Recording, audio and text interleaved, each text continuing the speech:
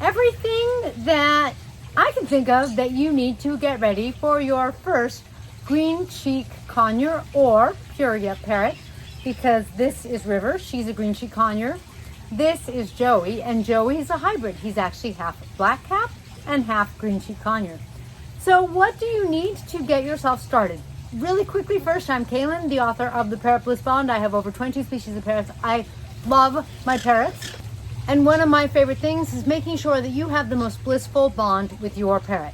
Green Cheek Conures are a phenomenal species of parrots. Now, I'm not going to lie to you, I have a couple others that are my favorite species, but that doesn't mean that I don't love Green Cheek Conures. Hi, River. Hi, sweetie. Green Cheek Conures are phenomenal because they make really great pets. They're really affectionate, and when you have two, like these two, they're bonded, they're best friends. They still love you, as you can see, and they will still bond with you, right, baby? Hi, baby. Hi, Joey. All right, what do you need? Now, there's the obvious things. You need a place for your parrot to live, your Green Cheek Conure, a place for them to eat, a place for them to sleep, a place for them to play, maybe a place for them to bathe. So let's go through it. When it comes to cage sizes for your Green Cheek Conure, a cage like this would really be too small, although I have this as a sample for you as a carrier. Something in case you want to carry your parrot to the vet or something like that. Now, keep in mind that if you have a cage like this, conures are super smart and they will learn to open these doors. So you want to either get zip ties or some way that you can close these little doors, because they don't make them to lock at all, so that your conure doesn't get out and escape on you. Now, your cage shouldn't be a problem. If you get a cage for your Green Cheek Conure that is like this, and it is a wire cage, then there's two problems. Number one, a wire cage, do you see how that moves? It's bendable. Your Green Cheek Conure will think so too. So that's the first problem. The second problem is that those cages don't tend to be very big. Does that mean you can't use that kind of cage for your Green Cheek Conure? No, it just means that it really is unlikely to last very long. I recommend, if you have all the money in the world, a stainless steel or aluminum cage, because those you can wash real good and they're not going to rust on you, or a wrought iron cage that is powder coated, painted, so that it's safe for your parrot.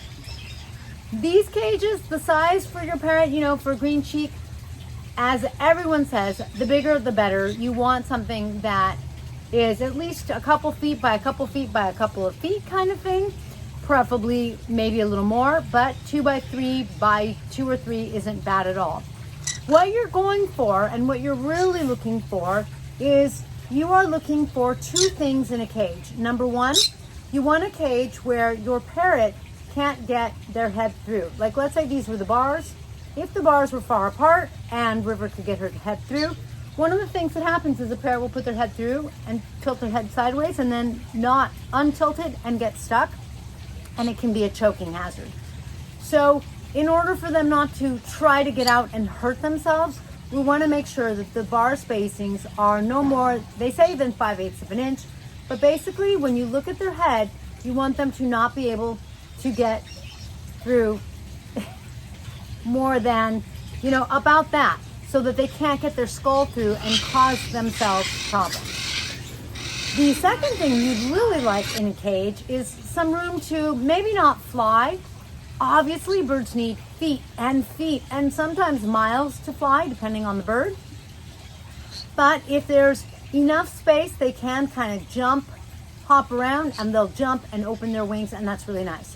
So we are also looking for a cage that's going to give our Green Cheek Conure enough room to spread their wings. Because maybe they can't fly, but you can see how clearly she isn't going to have a lot of room to spread her wings.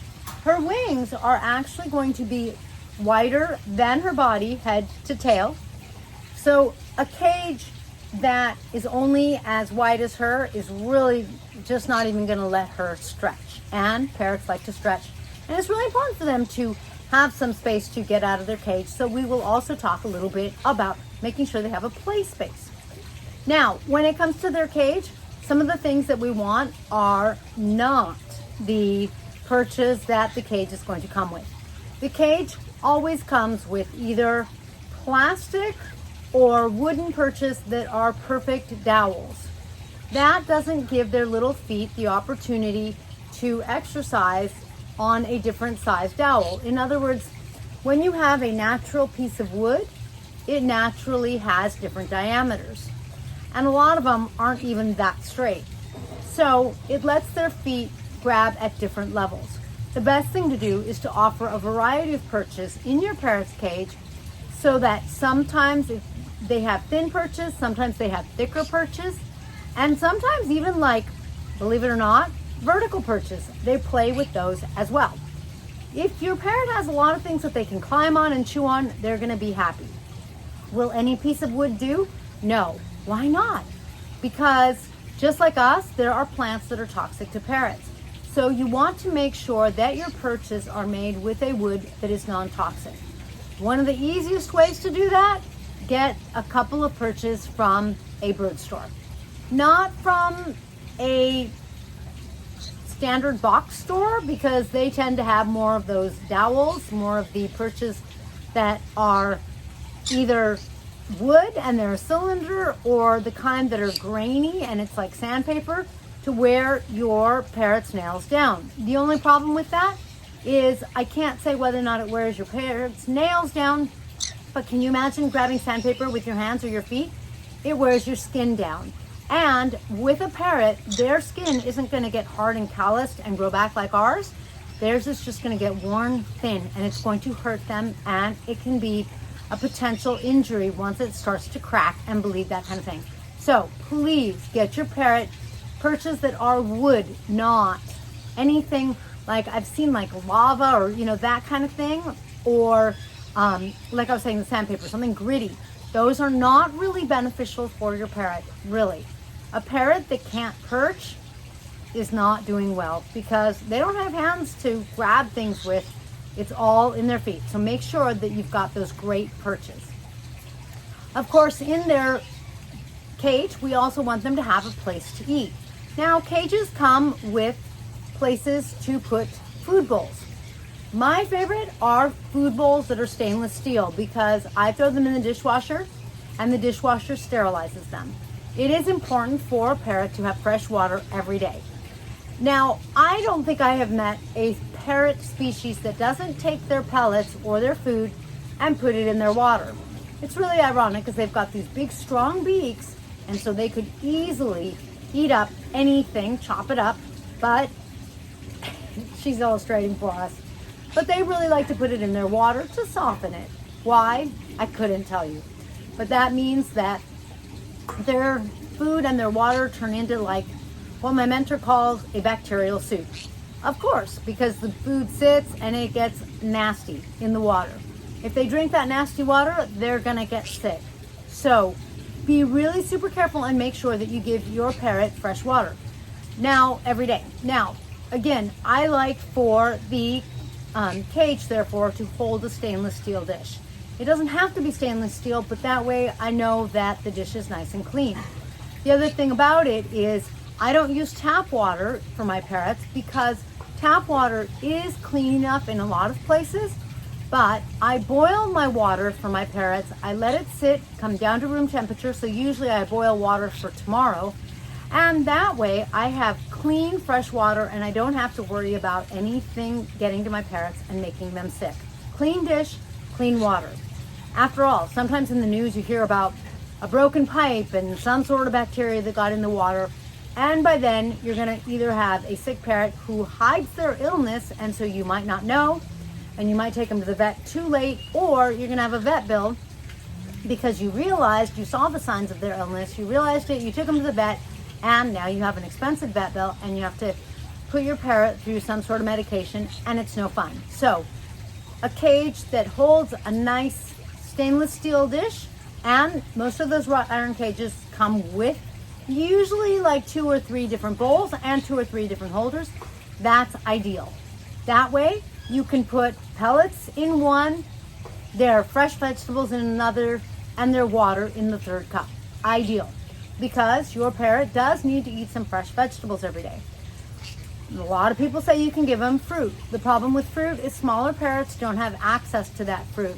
The bigger ones, it might be more so okay, but even they aren't really evolved to have that fruit and the fructose, the sweetness in the fruit, which means that it's kind of like giving candy to a kid. They get hyper and then they can have health problems, and then people don't understand why their parrot's so bitey or so hyper.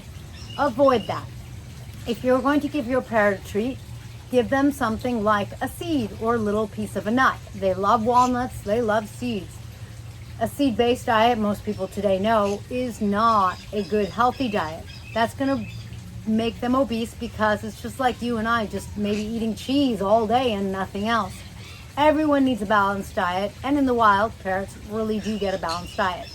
So in their bowl that gets the fresh vegetables, give them some things that they love. Some carrots, some sweet potatoes, some broccoli, some peas, some cabbage, all sorts of leafy greens or those kind of things. Papaya is an exceptional fruit because it has that beta carotene. Parrots have excellent vision and they need that beta carotene for their excellent vision, right? And so that's a really good option too. Okay, we have covered what kind of cage, and the bigger the better. We have covered the bar spacing, we've covered the bowls and the dishes. We've also talked about the perches. Next, what does your parrot need in his or her cage? Usually some sort of toy or enrichment. In other words, parrots hang out with their flock all of the time in the wild. They're used to having a lot of companionship, which is why I always say it's better to have two. You could see these two, I know you can't tell that they're bonded right now, but that's because they're busy hanging out with me, and they're like, we're with each other all the time. We preen each other, we take care of each other, we keep each other company, but right now we're hanging out with our human. So, oh, there you go. They're hanging out with their human. What you doing, River? Mwah. And so I think they're taking advantage and trying to get my attention. But they still, even if you have two, they still do need something to do. In the wild, parrots are nature's recyclers. They like to bite on wood and break it down. So the best toys aren't made out of plastic, they're made out of wood so that your parrot can destroy the toy. That is their mission in life. I like to put things like palm clippings or non-toxic leaf clippings by my parrot's cage. They love that too. They'll eat those leaves, which is why it's important that they're non-toxic. They'll destroy them, which you have to have a little compassion for the plant, but that's what they would do in the wild. And it gives them something to do. It stimulates their mental, intellectual selves, gives them entertainment, and it helps them maintain their beak. Like nails, their beaks do continue to grow. And as they do, if they have things like those wooden perches or those wooden toys, they will naturally get filed down and keep. If you see your new parrot going like this and making a little noise, that's beak grinding, beak maintenance. They are soothing themselves, they're grinding their beak, they're maintaining their beak. If your parrot's beak grows really, really long, your vet will say, oh, we need a trim. And they might recommend putting something in like a little calcium block, but the kind that is a little more gritty, because that's not something they're going to grab with their feet. That's something that they're going to go, and they're going to go like this too. They do that to wooden perches as well. They're maintaining their beak. So it's important to have those toys, that enrichment, those things, so that they can maintain their health and well-being mentally, emotionally, and physically. A sleeping space. When it comes to your parrot, nope, they don't quite need a bedroom, but your Green Cheek Conure would love a place to sleep. Now, I was going to try to show you an example of a sleeping cozy, which is like a fabric tent, if you will. That is made, they are made for parrots. They love to go inside and sleep in those. The problem with those, and the reason I don't have one, is because I throw them away. I throw them away because they're made out of fabric, and parrots bite at things. And as they bite at that fabric, even though they're not eating it, they will ingest it, and that will back up their intestines, their system, and cause them digestive issues, which can lead to their passing. So that's no good and no fun. And if it is made out of fabric, it can get dirty. A nice wooden one won't be such a problem. I like to give my parrots, especially my conures, what I call a bat box. A bat box is an upside down box with no bottom and with a perch instead. So that just like any other perch, just like this, they can, look at this. This is that dowel I told you about that I don't mind in a carrier, but I don't like it in their cage. It's the kind that's, it's standard and it doesn't vary, and it can be very hard on their feet. But imagine a sleeping box where this is open, there's some sort of entrance, and these three sides are solid, the bottom is open, and there is a perch. Now your parrot can go perch and have privacy on at least three sides, maybe four if there's a little hole entrance kind of thing, giving them a great place to go and quietly shut down for the night, rest, and not feel like they're being watched, not feel like they're being observed. A lot of people will cover their cage, get a blanket or get something that is made to cover their parrot's cage, and that turns their cage into a nest box or a bat box, if you will. I like the bat box itself because they do like to, again, bite that wood, and it's just more natural. Plus, I don't have to cover and uncover cages at the beginning and the end of the day. I'd rather focus on other things like getting their veggies ready in the morning. I like to give them first thing in the morning because they're more likely to eat them, and my parrots look forward to that. If you adopt a parrot that doesn't seem to eat fresh veggies, because not all breeders teach them to eat those fresh veggies, then just be persistent, keep offering it a little bit, just offer a little every day, and they will get there. Then they will flock to those fresh veggies. They will love them. Now, we've talked about the sleeping space, we've talked about the carrier. Last thing, let's talk about a play space. A play space is a space that, just like where you put their cage, is a good space. There aren't any cats or dogs that can access it. They aren't right by a window where the sun comes in and they can't escape the heat. It also isn't by a vent where air conditioning or heated air are coming in and they can't get away from it. Because believe it or not, even if your temperature in your house is a great temperature, but they're in that draft, then that wind takes away their natural body temperature. It doesn't let them keep it. So that play space needs to be the same. It needs to be somewhere like a play stand with whatever you'd like for it to have for them. Generally, it's a perch made out of wood. Maybe it holds treats, maybe it holds toys, but it's somewhere that's nice and safe where no cat or dog, like I was saying, can get to them, where they're not going to get too cold or too hot, but somewhere instead where they can totally hang out with you, have their play space, be out, fly around if you're comfortable with that, if they're comfortable with that, and have great fun. This way, you can keep your new Green Cheek Conure or any other parrot happy, healthy, safe. And guys, if you want even more information on how to get started with your baby, make sure to get my book on the new Parrot Keeper's Journal, companion journal and guide. That's got all sorts of helpful information to help you learn to monitor your parrot's health, help you take notes on the things that you need to take notes on, and get all set up, because having a parrot is going to be one of the best relationships you have in your life when you know how to take care of your parrot and you know how to do things like handle the bitey phase, because they do go through sort of the equivalent of a puppy biting phase as they learn the strength of their beak. But as you bond, I promise it'll change. As they get older, they nibble your nails because it's almost like the same consistency, and I feel like they're beaking me, but they don't bite anymore. Thanks for joining me in this blissful video. If you enjoyed the video, please be sure to give the three of us, River, myself, and Joey here, a thumbs up. And then if you have any questions or comments, place them below. If you are looking for a green cheek, please visit my website, parrotbliss.com/available-parrots, because I've got some green cheeks and Joey's going to be getting some brothers or sisters that will need homes. And then I will catch you in the next feathered video.